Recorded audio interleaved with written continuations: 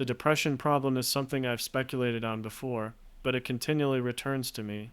I have a generally optimistic outlook on life, but it deeply troubles me when I'm reminded of the prevalence of substance abuse and the widespread use of pharmacological solutions to treat depression. From here on out, I'll refer to the rising rates of such conditions as the depression problem. This essay will meander around a potential explanation for one portion of this phenomenon, existential depression, which I surmise is a large piece of the puzzle. There are other sources of depression that we will not explore today: involuntary solitude, postpartum, near-death experiences, lack of community belonging, etc.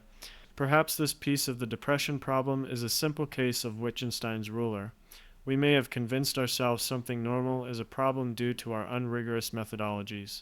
After all, depression is a fairly new concept in the clinical sense, and we have no real way of scientifically determining whether someone is depressed. Sure, evaluations exist, but they are highly subjective and rely on interpretation of ambiguous feelings. Collectively, we could just be naive children who suddenly see the ubiquity of a newly discovered topic. I can testify to my susceptibility to this tendency. Every time I read a nonfiction book, I see evidence of its tenets everywhere. It's equally possible that the opposite of the above Wittgenstein's ruler theory is true. Maybe our tools for measuring depression are becoming more precise, so an increase in depression diagnosis over time is reflective of an improved ability to measure depression. In other words, we have opened our eyes to our collective depression. This collective depression stems from our primary human struggle. We have enough intellect to know we will die someday, but not enough to know why we are here. We are doomed to suffer until we discover the answer to this question. I wouldn't be a good thinker if I wasn't nuanced, so I believe it is a combination of the two. For some depression diagnosis, it is a case of Wittgenstein's ruler, the haphazard prescription of a clinical label to the natural ebbs and flows of life. However, just because the measure of depression can be misused, it can still be true that there is an increasing number of depressed individuals, as indicated by macroscopic trends rather than clinical evaluation. Despite being optimistic, I have found from personal experience that we are doomed to suffer until we find a sense of meaning, and there appears to be decreasing access to this antidote to depression. Maury Schwartz articulated the antidote to the depression problem the best. The way you get meaning into your life is to devote yourself to loving others, devote yourself to community around you, and devote yourself to creating something meaningful that gives you purpose and meaning. In other words, there are two potential paths to meaning: one, usefulness to others or utilitarianism; two, creation of something meaningful to you or expression of the soul. I posit that religion is a third path, but most of them weave utilitarianism and creativity into their tenets. To the chagrin of some readers, my plan for the rest of this essay is to channel my inner Luddite and bemoan that technology has made both paths less accessible to the average person. On a simple note, it has become more difficult to be useful to others when technology has made our lives so convenient.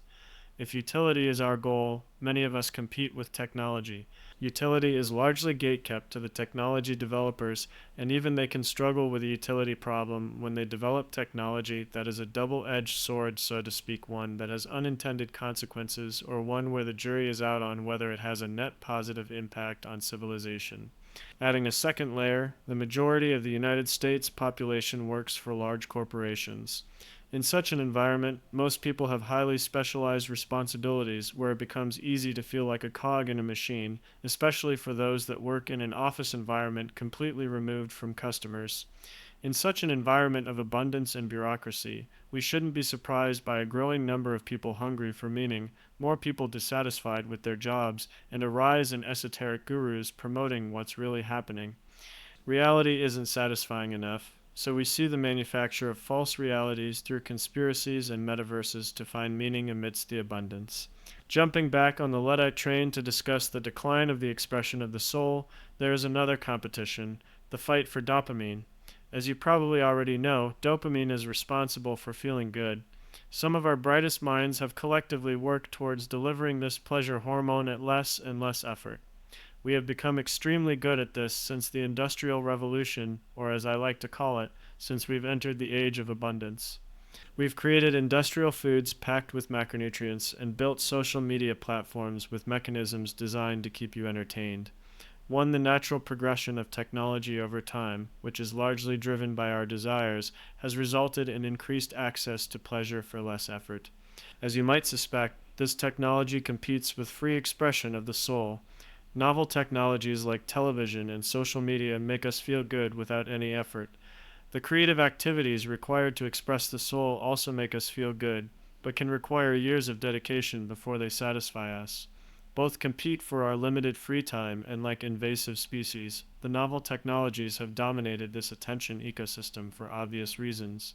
What are the consequences of this preference for quick dopamine over delayed gratification? Primo, inspiration is upstream to what the mind and soul expresses. Technologically derived dopamine tends not to provide inspiration that feeds the soul with the nutrients necessary to sprout creativity. 10-second TikToks and 280-character tweets tend not to be provocative, especially considering the context they reside within. Anything you consume can be a source of inspiration, but their context factors into whether they inspire or merely entertain. Secundo and ancillary to the first point, it prevents people from listening to their soul.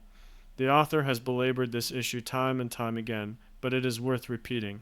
When technology has made instant, customized entertainment so accessible, there is no time left to process your emotions and ponder what is important to you. It becomes quite easy to be stuck on autopilot and deafen your heart's voice. To state the obvious, you cannot express your soul if you know not what it says, and what you consume cannot inspire you if you do not reflect on it. Tertio, the accessibility of instant gratification distracts people from devoting themselves to a craft that enables free expression of the soul. If you have no skills to express yourself with, it becomes difficult to express yourself. If you can't elegantly maneuver a paintbrush or create the music for your words to dance to, how can you expect to adequately capture the language your soul speaks? Postremo, it inhibits the dopamine associated with progression towards a goal, ideally one bigger than yourself. When you find yourself snacking all day, a meal becomes less appetizing. Progression towards a goal larger than yourself, and the satisfaction associated with it synergizes nicely with the other antidote, usefulness to others. When you pursue the noble goals of improving your ability to express yourself better or be most useful to others, technological dopamine generally becomes a distraction unless it serves as a source of relaxation. The balance between relaxation and ambition towards a goal is a separate rabbit hole to explore in a future essay. Pair our technological woes with an environment of cancel culture, too, where sharing an opinion that does not fit within the confines of the current paradigm can lead to ruin for years to come. This may be a fine way to place checks and balances on toxic speech and harmful sentiment, but our collective ethics are not static throughout time. Expressing today's harmless opinion could be tomorrow's bigotry. In an environment like this, I may not feel compelled to share anything publicly for fear of cancellation, or more realistically, fear of ridicule from my peers. After all, I can't tell what opinions will be a source of mockery today or in years to come. Perhaps this cancel culture is nothing new. Expressing yourself has always been a risk after all. Maybe this is the natural consequence of a newly interconnected world, and public expression of the soul requires greater bravery today because of an increased risk of public humiliation. Of course, with great risk comes great reward. Those that express themselves freely also have more opportunity to earn a living on their art through network effects. However, this overshadowing possibility of internet fame and money can corrupt many artists. They may find themselves creating content for the sake of attention or hopes of riches rather than for the sake of its own enjoyment, or because they truly have something to say and share with the world.